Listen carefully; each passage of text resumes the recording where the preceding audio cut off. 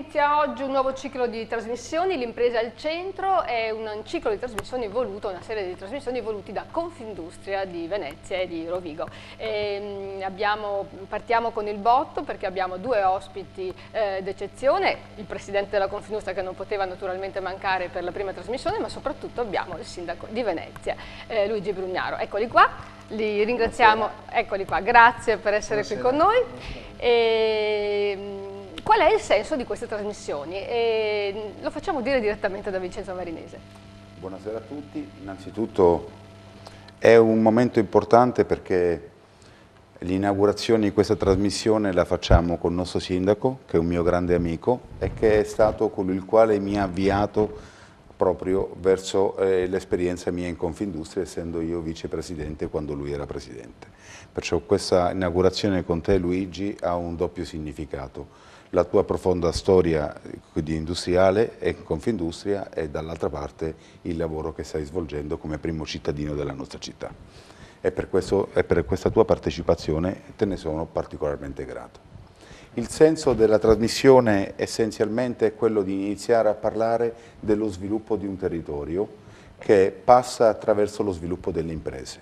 Noi vogliamo mettere al centro il lavoro riguarda la dignità delle persone, riguarda anche una grande assunzione di responsabilità e crea beneficio a tutti coloro i quali fanno parte di un territorio. Non c'è lavoro se non c'è impresa e pertanto la nostra idea è quella di creare queste trasmissioni che verranno fatte una volta ogni 15 giorni, parlare del territorio, della città metropolitana di Venezia, dell'area metropolitana in senso più ampio, considerando che siamo la prima Confindustria ad aver fatto una fusione con Rovigo, e mettere in condizioni i cittadini di capire quelle che sono le nostre grandi potenzialità, non dedicare lo spazio soltanto alle imprese e agli imprenditori, ma dedicarlo anche ai sindaci dei comuni della città metropolitana, ai sindacati, cioè iniziare a parlare in maniera positiva di ciò che facciamo, rispettando soprattutto le nostre tradizioni e avendo un occhio particolare sulle enormi potenzialità di questo territorio, che di fatto creano e generano una grande prospettiva per i nostri figli. Ecco, l'impresa al centro è stato così fino a prima della crisi e Porto Marghera è stato un po' il fulcro, il perno di tutto lo sviluppo industriale di tutto il Veneto e di tutto il mitico nord-est. Ma ora si deve riagganciare di nuovo la ripresa che c'è in tutto il pianeta, ma in Italia invece arranca un pochino. È davvero così, come dice Marinese, il sindaco? C'è la speranza veramente di riprendersi partendo dall'impresa? Beh, intanto saluto e ringrazio Vincenzo e ovviamente tutta la Confindustria, che continua a essere un'organizzazione che riesce a vedere avanti, che ha questa capacità, deve tornare ad avere capacità di progetto e di partecipazione, per cui in questo senso veramente viva la Confindustria. E questa serie di appuntamenti che noi stiamo inaugurando oggi, di cui sono particolarmente lieto, insomma, in qualche modo di partecipare, di essere stato invitato, mi consentono di dire quello che sia il Comune che la città metropolitana di Venezia ha intenzione di fare rispetto alla progettualità del futuro. Noi crediamo che Confindustria sia uno degli assi importanti proprio per parlare e per rappresentare le imprese e gli imprenditori. Come è sempre stato in passato, deve tornare ad avere un ruolo importante proprio di snodo di queste tematiche. Non è la pubblica amministrazione che deve gestire gli interessi dei privati o lo sviluppo delle imprese. La pubblica amministrazione deve semplificare la vita alle imprese, deve cercare in tutti i modi di non mettersi di traverso, interpretare i flussi, interpretare le logiche di prospettiva, soprattutto quelle avanti 10, 15, 20 anni se siamo bravi, e costruire le condizioni perché le imprese con rischio di impresa, tra l'altro, portino capitali, investimenti privati per a quel punto sì creare il lavoro, perché se no chi pensa che il lavoro si crea per decreto sta prendendo e sta dicendo una grandissima balla, per cui sono proprio le imprese. Ecco, quello che ha detto Vincenzo io lo condivido al 100%, soprattutto quando dice dobbiamo ripensare quello che è il futuro di questa città metropolitana, di questa città, della nostra economia. Perché dico lo condivido? Non perché ancora non ha detto come, perché il come verrà estrinsecato proprio nella partecipazione poi di corpi sociali intermedi, per cui i sindacati, le altre associazioni di categoria, i vari stakeholder di volta in volta, eccetera, eccetera. Ma la cosa bella è che si possa di nuovo ricostruire quella attenzione culturale verso il profitto, verso l'impresa, verso la meritevolezza. Noi dobbiamo riprendere i cardini della nostra democrazia, che sono quelli proprio del lavoro. Cioè lui ha continuato a dire 3, 4, 5 volte il lavoro, è il lavoro dell'imprenditore, del lavoratore, del quadro intermedio, del dirigente, del collaboratore, di tutti gli stakeholder, del sistema bancario, del sistema anche organizzato delle istituzioni, di tutti i comuni. Sono proprio contento di sentire queste parole, perché questo è un percorso e può farlo, cioè secondo me Confindustria diventa un grande alleato, un grande caposaldo, libero come sempre stato da ogni influenza partitica, perché i partiti devono cominciare a abbassare la soglia della polemica. A Venezia stiamo cercando di fare un percorso trasversale. Noi vogliamo che tutte le persone che vogliono creare impresa, che non vuol dire solo le imprese nel senso vero della parola, ma anche gli artigiani, i commercianti, le associazioni private, tutti quelli che vogliono fare qualcosa di positivo possano farlo. Ecco, credo che questo sia un grande inizio di riforma culturale di questa città metropolitana che si chiama Venezia non a caso, e per cui spazio appunto a Rovigo, spazio a tutti i comuni anche che vogliono crescere con noi, col porto, con l'attività portuale. C'è stato il centenario di Porto Marghera, bello, ma bella soprattutto questa iniziativa di iniziare a parlare pubblicamente di quello che può essere il futuro della nostra città, per i nostri bambini, per i nostri figli. Questo per cui grazie, insomma, grazie di aver iniziato questo percorso. Ecco, infatti, riforma culturale, centenario di Porto Marghera, volevo proprio agganciarmi a questo. Il centenario non è stata soltanto una celebrazione del passato, ma è soprattutto una riflessione sul futuro. E qua si torna a parlare di bonifiche, di potenzialità di Porto Marghera. C'è davvero la possibilità che riprenda? Beh, allora, diciamola così, dopo... No, ecco, la domanda era appunto per lui, dopo... Ok. Ah, per me? Sì. No, allora, diciamo una cosa in maniera chiara, perché secondo me stiamo dando tutti un segnale sbagliato. Porto Marghera si è ripresa.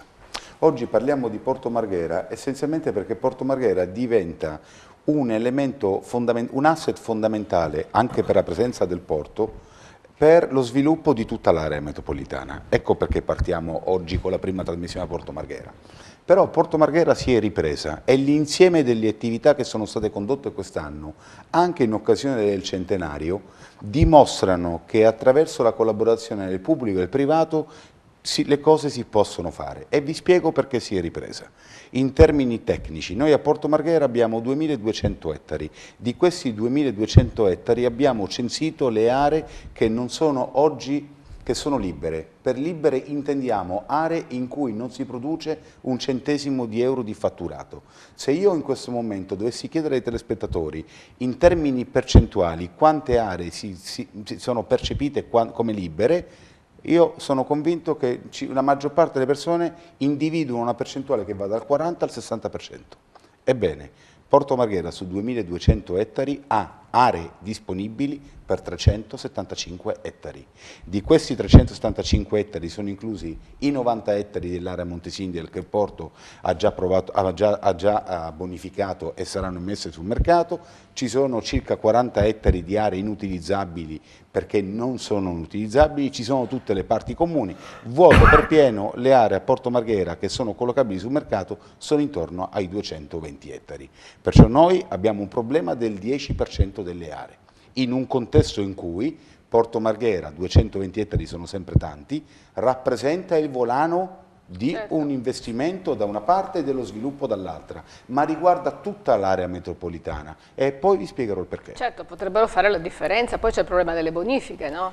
Sì, ma quello che sta dicendo lui è proprio che è partito già, forse non si vede perché la foresta che cresce non si sente, fa più rumore appunto il famoso albero che cade, però nella realtà la Pilkington ha riaperto i forni, 120 persone che erano in cassa integrazione sono state riassorbite al lavoro e si sono dati altri 50 posti di lavoro. È una scelta di un gruppo che è di proprietà giapponese, che è una scelta forte al Vega, in una zona in cui abbiamo come comune lavorato molto, anche con l'assessore Venturini, con la Regione Veneto, perché costruiremo una grande rotatoria che fa in modo che lo smistamento anche dei camion e delle attività possa essere più facilitato, e questo è stato apprezzato dalla casa madre. Ma per esempio adesso sta in arrivo un grande investimento su un gas di nuova generazione che è un gas, diciamo, ecologico, che serve come carburante per i camion e per le navi, e anche questo di ultima generazione che verrà installato a Marghera, altri 100 milioni di investimento. Cioè queste cose in silenzio stanno andando avanti, non c'è un soldo pubblico.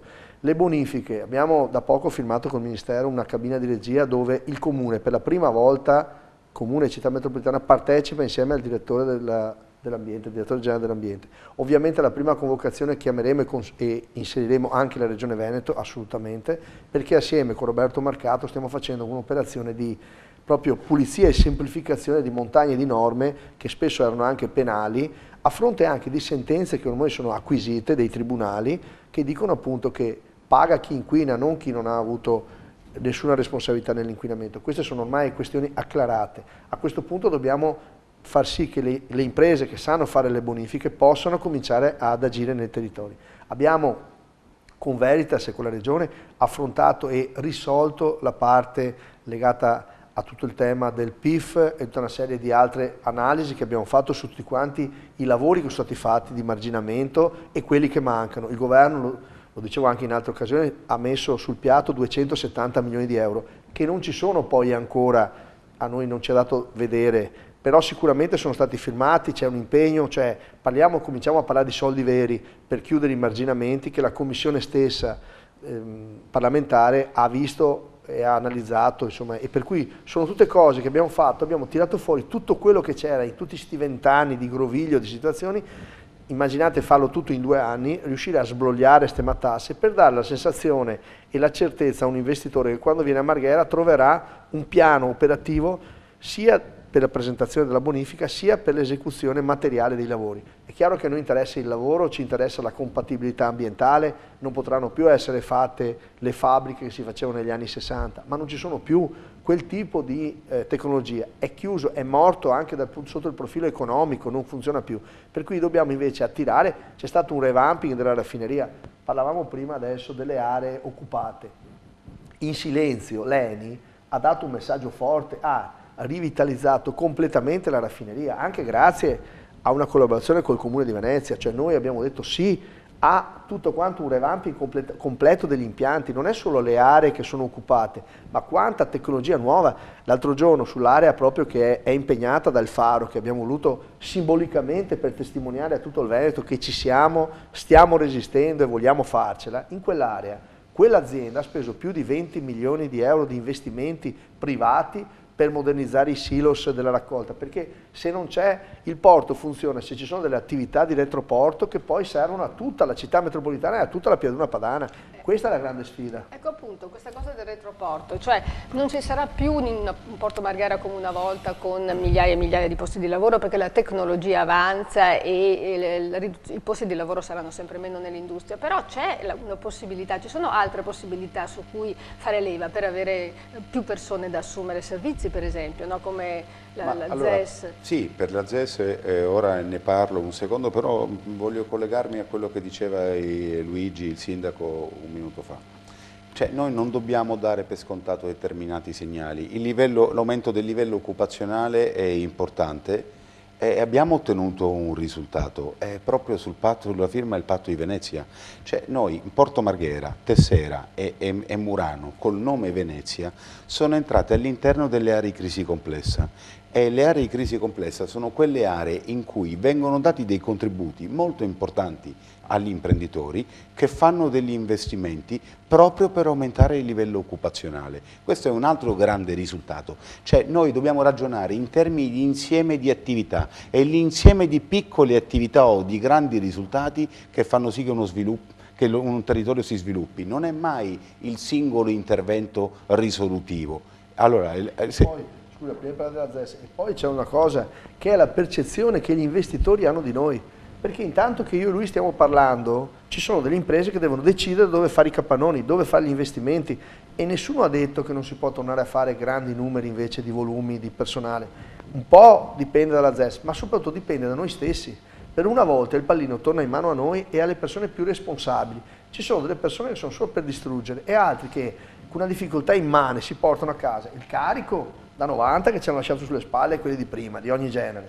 E però con questo peso accettiamo la sfida, a viso aperto. E qui è l'invito, perché sennò saremo in televisione, e qui l'invito a tutti.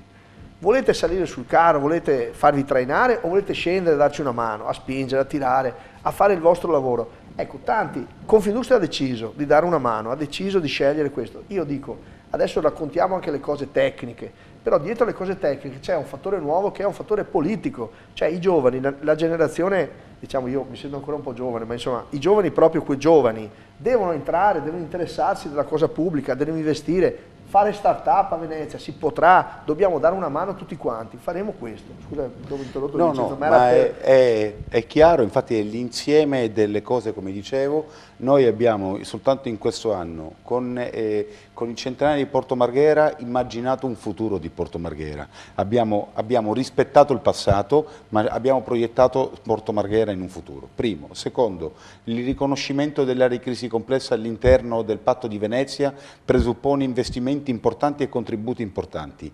L'accordo sulle bonifiche sembra una banalità, ve lo dico io come tecnico, non è una banalità. Riportare la centralità sul territorio e sui problemi del territorio fino a ieri non è stato banale, oggi questo è un risultato.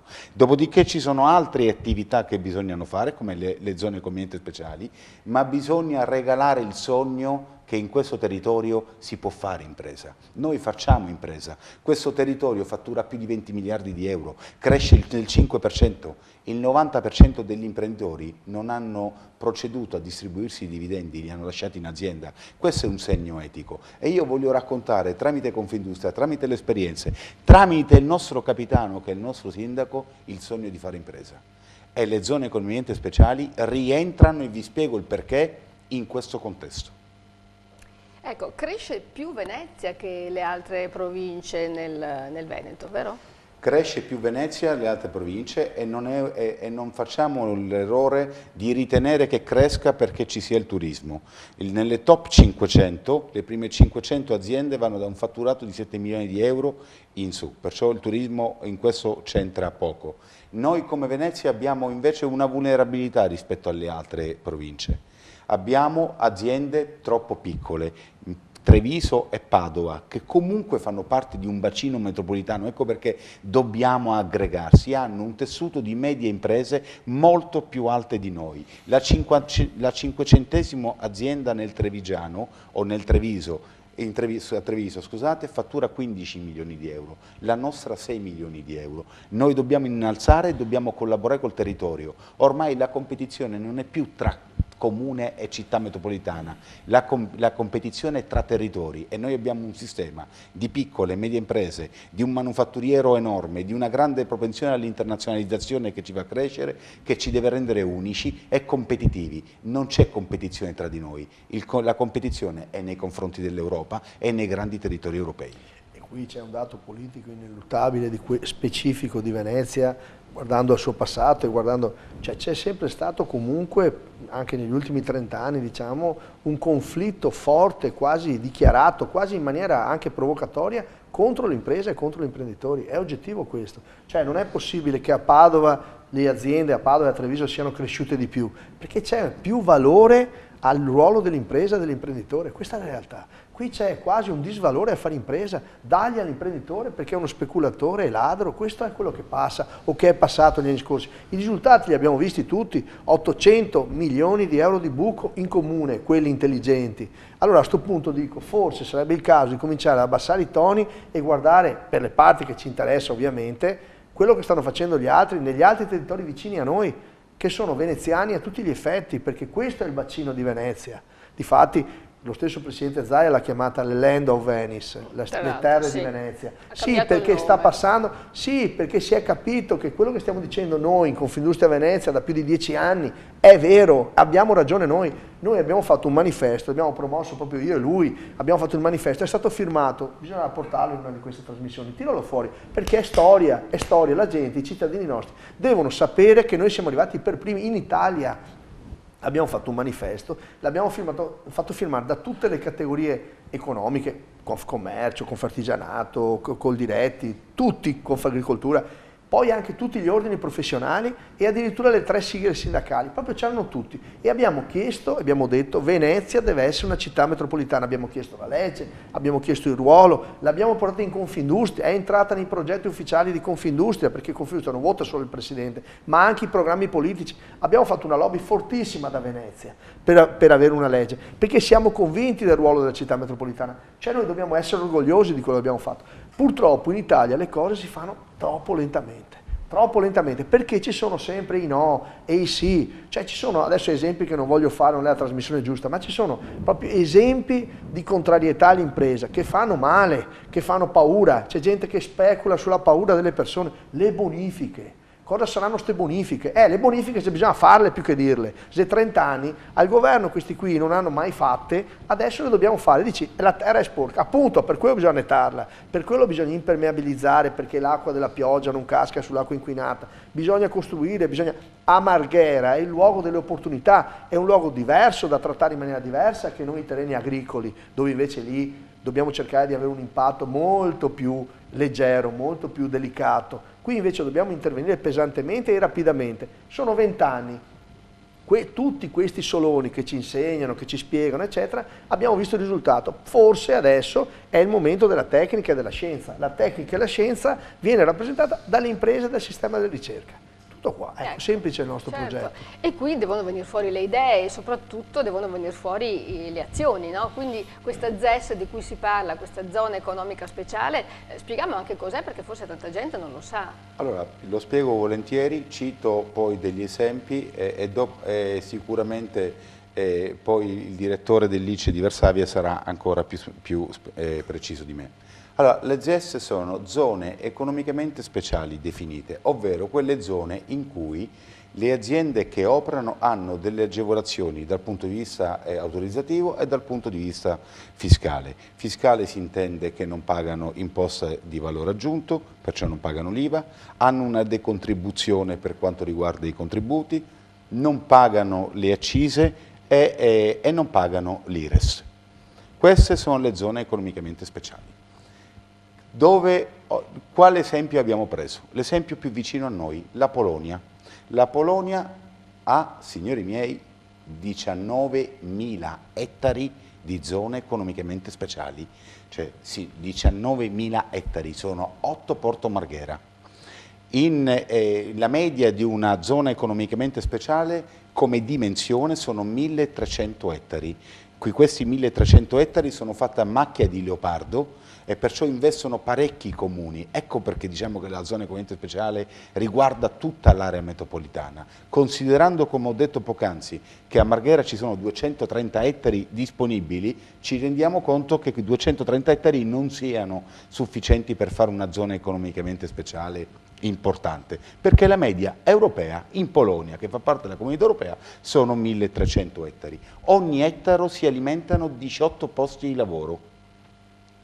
E guardate bene, l'Italia è uno dei primi paesi che investe in Polonia, sulle zone economicamente speciali, con una grande attitudine manufatturiera, tant'è vero che i settori in cui vengono fatte queste zone sono la produzione del vetro, il legno, tutto il prodotto affine all'edilizia, la produzione di materiali meccanici, la produzione di materiali metallici, la produzione di materiali non metallici. Vuol dire avere, permettetemi il flash fotografico, la Cina a 1 chilometro. Che fanno concorrenza ai nostri prodotti. Che fanno concorrenza, uno dei primi paesi è la Corea del Sud che investe in Polonia.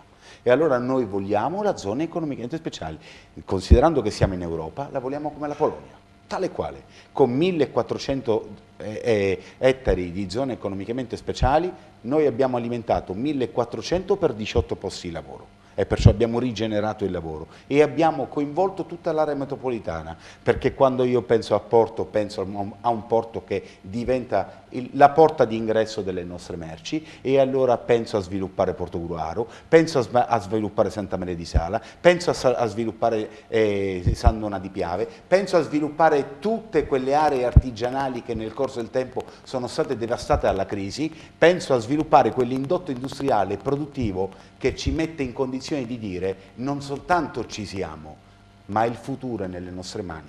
Certo, a questo punto c'è da chiedersi quando si otterrà la ZES. Cominciamo a dire onestamente che noi abbiamo fatto lobby su questa cosa qua, purtroppo debole evidentemente, perché l'hanno concessa solo a Trieste.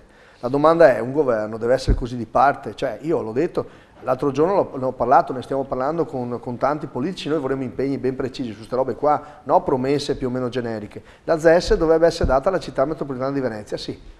Sì, perché tocca a noi non abbiamo avuto niente, abbiamo pagato un prezzo altissimo, Venezia, Marghera, Mestre, ha pagato un prezzo altissimo in termini di occupazione negli ultimi anni. Noi abbiamo sempre dato e quando parliamo dell'autonomia del Veneto, anche noi a Venezia rivendichiamo un pezzo della nostra autonomia, la rivendichiamo nell'interesse del Veneto stesso e di tutta la nostra città. La pesca non ne parliamo mai, ma la pesca deve essere per forza, deve andare verso l'itticoltura, deve essere andare verso la ricerca scientifica e tecnica per poter riprodurre le vongole, perché sarebbe, come hanno fatto tanti con le barbatelle rispetto alle vigne, no? Che vendono, le barbatelle sono le piccole piantine che poi siamo da impiantare per fare i vigneti. Hanno fatto veramente delle risorse incredibili a Conegliano su questa roba. Perché noi non lo possiamo fare con le vongole, con le nostre eccellenze locali? Abbiamo lasciato i nostri pescatori allo sbando, mai un'idea positiva, sempre soltanto tasse, vincoli e sequestri. Cioè, io penso che sarebbe il momento in cui anche la tecnologia, abbiamo delle imprese che sanno fare i lavori marittimi. Volete che non riusciamo in mare a sviluppare delle sperimentazioni, magari all'inizio, per costruire degli allevamenti a mare, che è complessa sicuramente la questione, perché noi abbiamo un fondo sabbioso, crea dei problemi di ossigenazione, alcune cose anche onestamente le conosciamo, però abbiamo anche una grande laguna.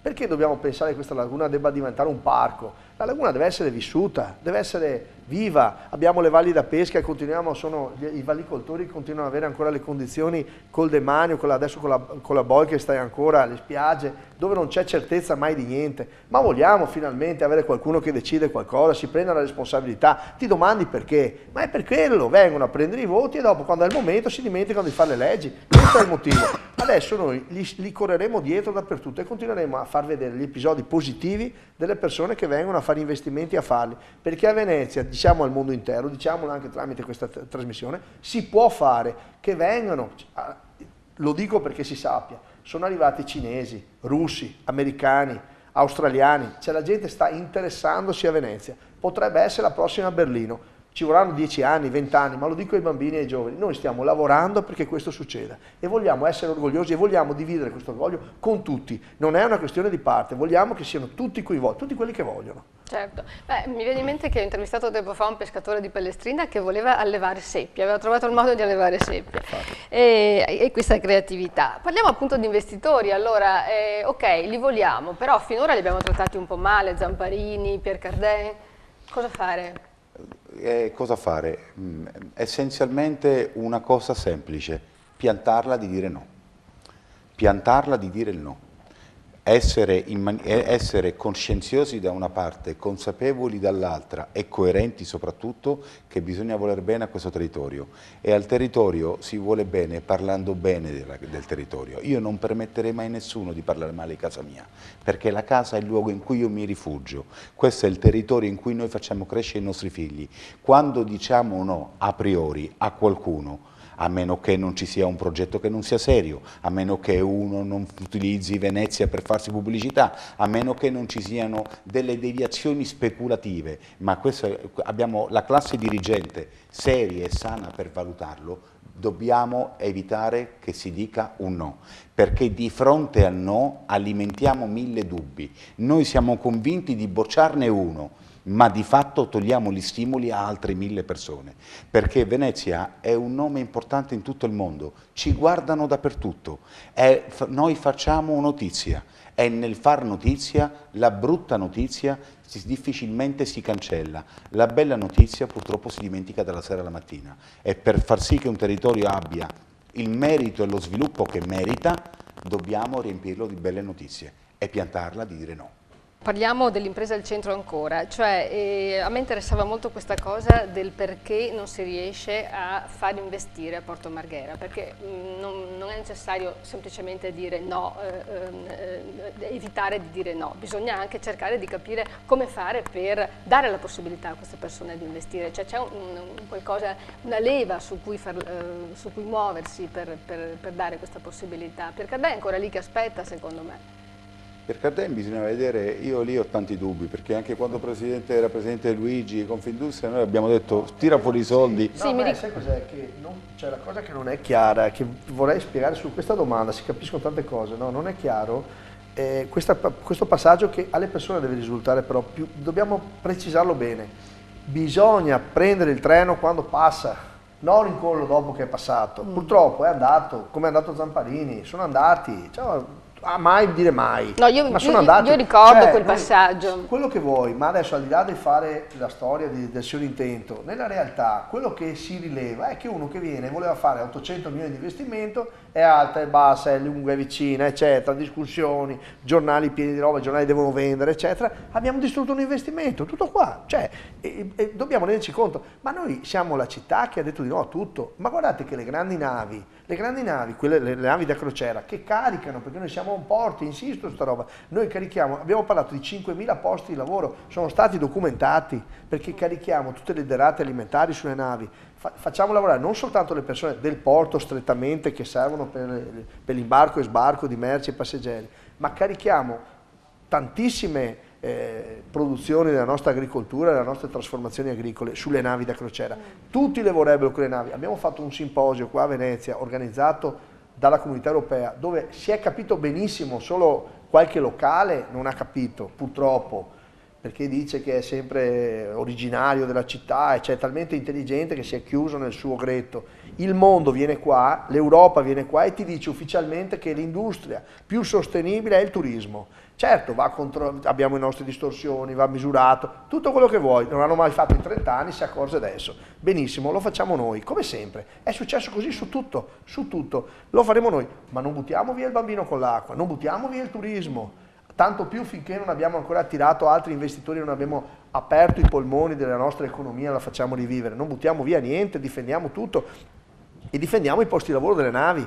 Le navi abbiamo trovato, dopo tanti anni, diciamola gentilmente, che ho insistito molto col Ministro perché convocasse il comitatone, perché poi sono atti amministrativi che vanno fatti, ha convocato il comitatore, ha distribuito dei soldi che noi avevamo ottenuto nella legge finanziaria ancora nel 2015 che servirà alla città e in quel comitatone, lo diciamo pubblicamente, nel verbale è scritto che le navi devono passare non più dal Lido, come sono 10 anni da quando ero in Confindustria io che dicevamo tutti, perché siamo tutti d'accordo, non è che c'è qualcuno che è più buono degli altri ed è il difensore di Piazza San Marco, è che non basta evidenziare il problema, devi anche proporre una soluzione. Avevano proposto delle soluzioni inaccettabili perché mettevi le navi al mare o in situazioni di non sicurezza, oppure si inventavano le cose più strampalate, tanto per allontanare, perché c'è un'idea ideologica rispetto alle novità, alla modernità, ideologica. Le navi da sempre sono a Venezia e senza le navi Venezia non è più una città di mare.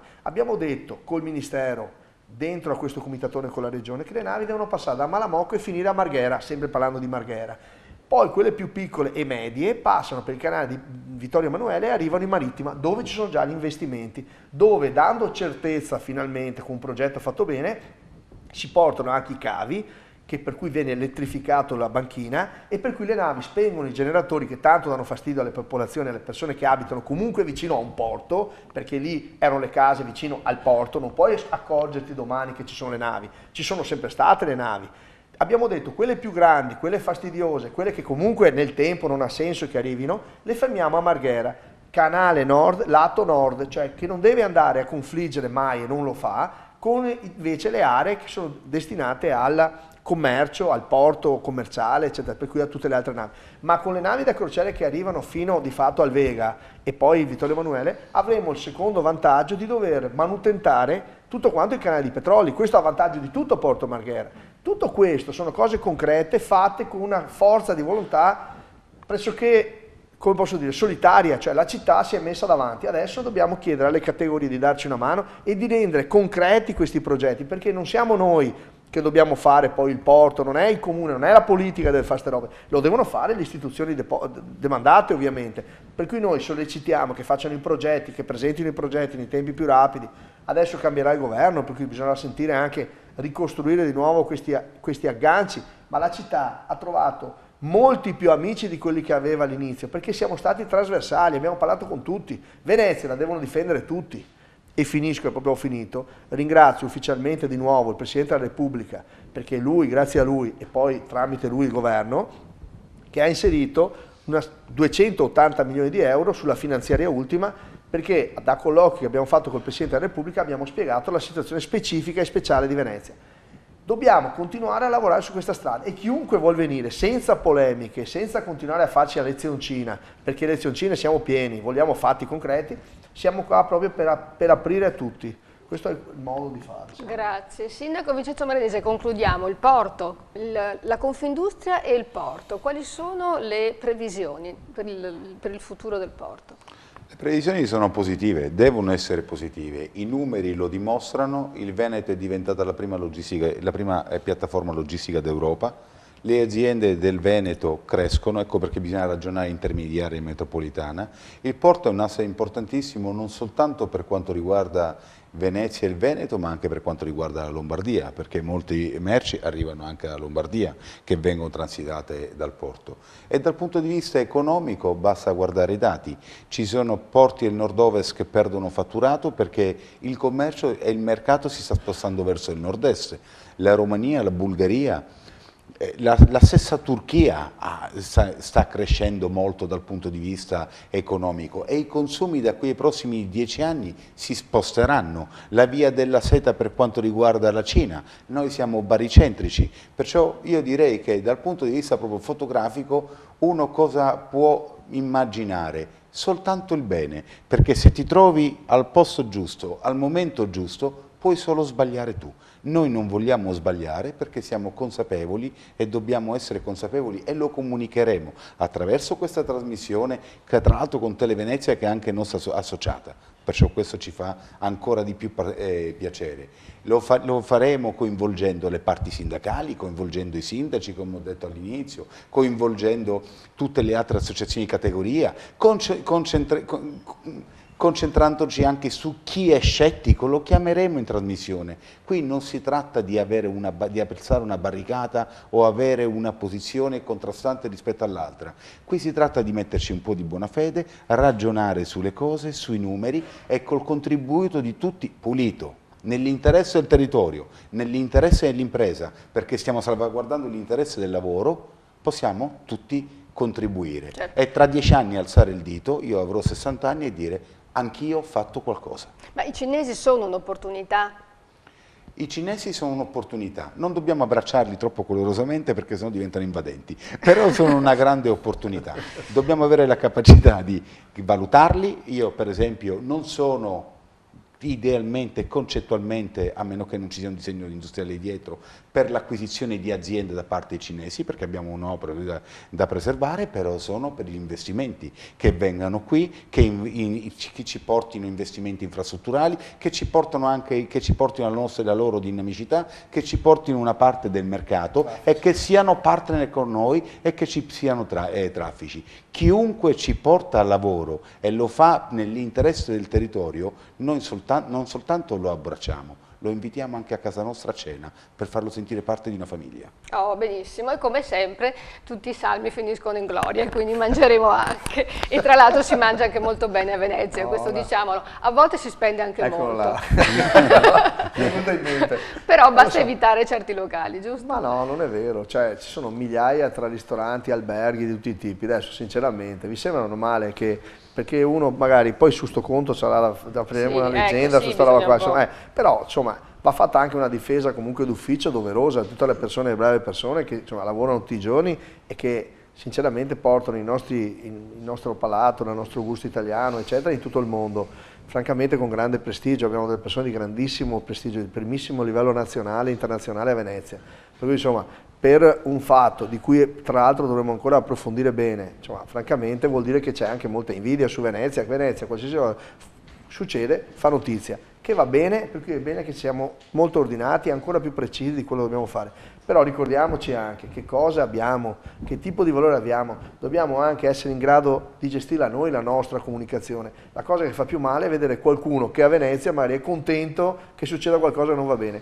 Quelli sono quelli che una volta in Piazza San Marco consideravano i traditori della patria, traditori della Repubblica, questo è dato di fatto. Sì, questo è un po' l'obiettivo anche della trasmissione, no? Parlare bene, cercare di parlare bene. Ma raccontiamo pure tutto quello che succede, ma facciamolo anche tra di noi in spogliatoio. Sappiamo tutti, ma se fosse una cosa così diffusa, noi l'abbiamo detto tante volte, che si vada dai carabinieri, tutte le situazioni che non vanno bene vengono tutte denunciate. È fuori discussione, siamo i primi noi cittadini a voler chiarezza, a voler fare l'ordine. Però vediamo poi di non sputare sul nostro piatto, nel piatto dove mangiamo, non sputiamo sulla nostra città, perché allora ti viene il dubbio che forse hai altri fini, e i fini forse non sono così nobili come quello che in qualche modo vengono dichiarati. Non abbocchiamo a questa cosa, perché questo ha fatto tanto male alle nostre attività, alle nostre imprese, ai nostri interessi, agli interessi di questa città, la città di Venezia. Dottor Antonino Maffodda, siamo in collegamento con Varsavia, lei è direttore dell'ICE, l'Istituto del Commercio Estero, Ufficio Esteri Commerciali, il che significa che è un istituto che si occupa proprio degli imprenditori che si muovono all'estero, soprattutto in Polonia. Grazie per essere in collegamento con noi e cominciamo subito questa intervista? Sì, grazie a voi, possiamo tranquillamente cominciare, grazie. Ok, allora parliamo di ZES, nel senso che la Polonia ha delle ZES enormi che funzionano benissimo e questo per noi è un grande modello, potrebbe essere un grande modello per l'Italia e per Porto Marghera. Come funzionano esattamente le ZES in Polonia?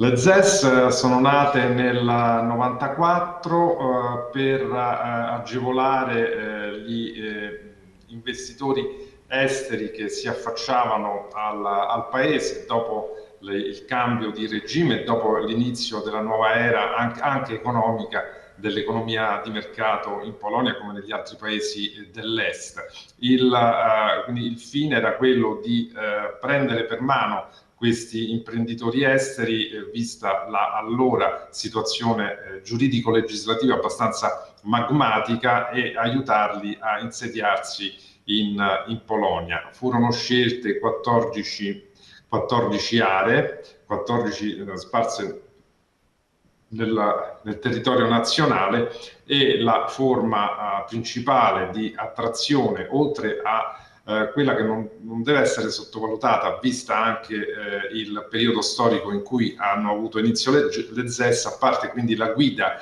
diciamo la facilitazione data dalle autorità locali nel disbrigo delle numerose incombenze necessarie all'attività imprenditoriale, in particolare produttiva. Il principale aiuto era dato sotto forma di sgravi fiscali. Quanto estese sono queste ZES? Perché noi abbiamo a Porto Marghera un punto franco che è di 2,5 ettari, quindi davvero una sciocchezza. No, le zone economiche speciali polacche si estendono su diverse migliaia di ettari, ripeto, in località sparse, un po' a macchia di leopardo nel territorio nazionale. Quindi sono, diciamo, anche rilevanti come geograficamente rilevanti. Certo. Hanno fatto da volano effettivamente per l'economia della Polonia, tra l'altro appunto ricordiamo che gli anni 90 sono stati degli anni difficilissimi per la Polonia, veniva insomma da un cambio radicale della politica e dell'economia del paese. Sì, assolutamente, hanno costituito un volano importante perché appunto decise l'inizio l'era delle ZES in Polonia è nata, come lei ha ben ricordato, nell'era di transizione in cui c'erano diverse sovrapposizioni giuridiche, c'era anche un personale non esperto in tematiche di economia e di mercato che non aveva dimestichezza, fra virgolette, con l'approccio imprenditoriale. Quindi sì, sono state estremamente utili allo sviluppo del paese e all'attrazione poi di investimenti esteri da diversi paesi, che hanno sicuramente aiutato la Polonia, a superare una fase difficile nell'economia, e poi anche la ricaduta che hanno avuto nel corso degli anni, dei decenni, in termini di formazione, in termini anche di ampliamento, di apertura polacca sui mercati internazionali. Ecco, le ZES funzionano come delle semplificazioni, diciamo. Lei parlava appunto di difficoltà da parte dei burocrati di capire come far investire questi imprenditori esteri, quindi di fatto le ZES in Polonia funzionano in questo modo, facilitano, tolgono iter burocratici, diciamo, alleggeriscono gli oneri burocratici per chi viene in Polonia. Sì, assolutamente, questo è stato l'inizio delle ZES e questa rimane una delle caratteristiche principali, quindi la collaborazione con le autorità locali, con le autorità governative per ottenere tutta una serie di permessi per dare l'avvio all'attività produttiva. Ecco, permessi per fare cosa? No, sono dei permessi, diciamo, che servono alla normale amministrazione, quindi non so, gli allacci alla rete elettrica, alcuni allacci autostradali per essere più vicini alle vie principali di comunicazione, gli allacci lì dove ovviamente ogni impianto industriale ha le sue caratteristiche, ecco, quindi quello che è siamo arrivati all'impianto industriale. Ecco, siamo arrivati all'impianto industriale, le ZES. Allora, questi imprenditori cosa hanno fatto? Hanno costruito delle fabbriche dove si trasformano delle merci?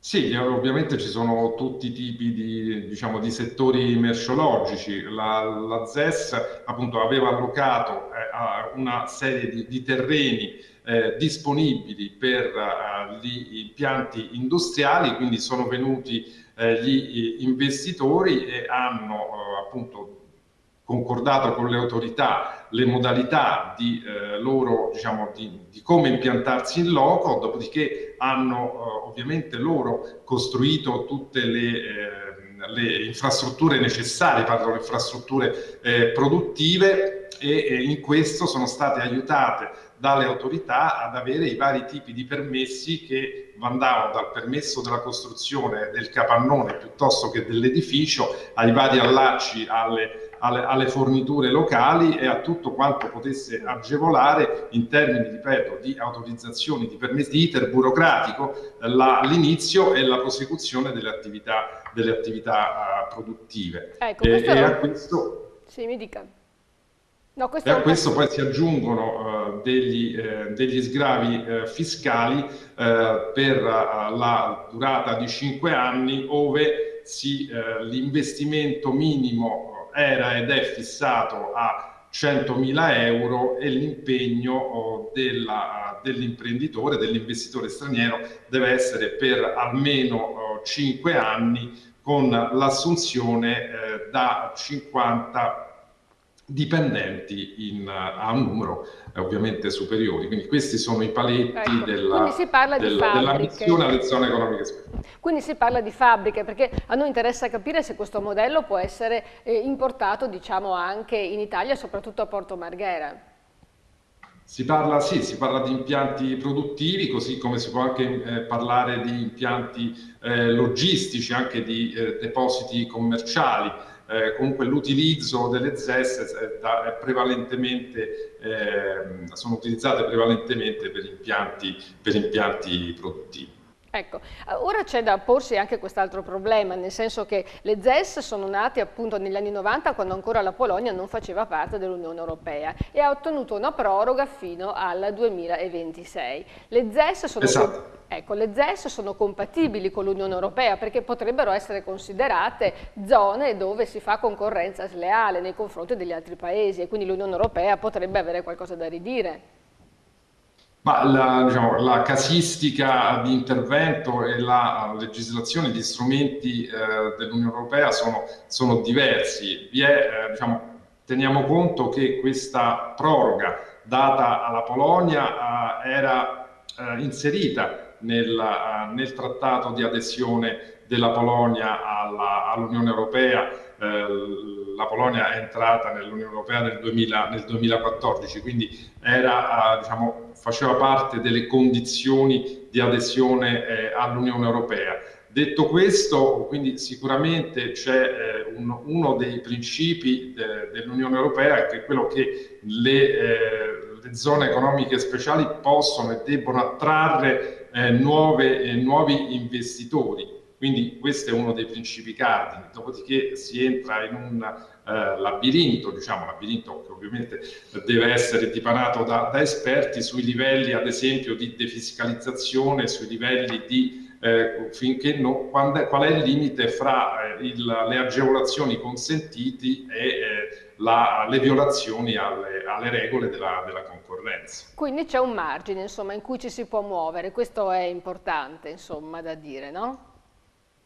Sì, sicuramente c'è un margine in cui ci si può muovere, c'è un margine, diciamo, siccome le ZES, appunto, come l'abbiamo ricordato entrambi, sono nate in un altro contesto ed è stata concessa dall'Unione Europea uno slittamento dei termini dell'utilizzo di queste ZES fino al 2026, quindi 12 anni dopo l'ingresso della Polonia nell'Unione Europea. Presuppongo che tutto sia stato fatto secondo i principi del diritto europeo, almeno fino a prova contraria. Grazie direttore Antonino Maffodda, è stata un'intervista molto interessante e speriamo che sia di un buon pro anche per la zona nostra, per la zona veneziana, per Porto Marghera. Ve lo auguro, grazie a lei. Grazie, buon lavoro. La chiusa di Vincenzo Marinese. Ma io volevo fare soltanto un appello.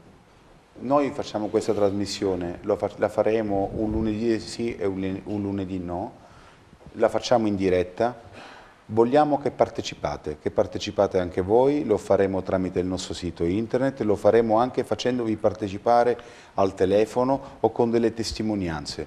È una trasmissione che riguarda tutti noi e tutti voi, è una trasmissione che riguarda il lavoro, che dà le prospettive e che sicuramente ci insegnerà qualcosa e più ancora ci insegnerà ad amare il nostro territorio.